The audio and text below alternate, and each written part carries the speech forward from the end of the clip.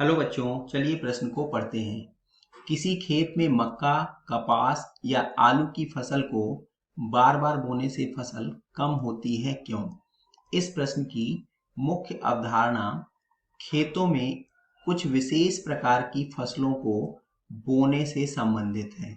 उदाहरण के लिए यहाँ पर दिया गया है कि अगर हम मक्का, कपास या आलू की फसल बार बार बोते हैं तो फसल कम होती है, क्यों?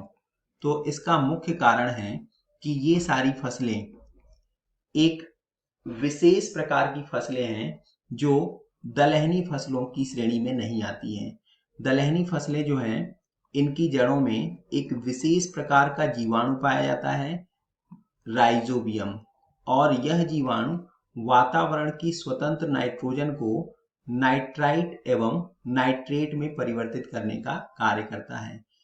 अर्थात जो नाइट्रोजन पौधों के लिए उपलब्ध नहीं है या उपलब्ध है लेकिन पौधे इसका इस्तेमाल नहीं कर सकते हैं, उसको राइजोबियम के द्वारा नाइट्राइट और नाइट्रेट में परिवर्तित किया जाता है और ये दोनों उर्वरक का काम करते हैं। और जब किसी जमीन में केवल एक विशेष प्रकार की फसल ही लगाई जाती है तो इससे क्या होता है, कुछ विशेष तत्वों की मृदा में कमी हो जाती है और इस वजह से फसल जो है कम होती है।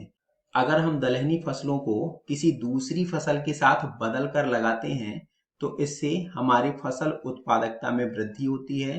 क्यों? क्योंकि भूमि में नाइट्रोजन की मात्रा उर्वरक के रूप में बनी रहती है। इसे ही हम फसल चक्र कहते हैं। आशा करते हैं आपको समझ आया होगा। धन्यवाद।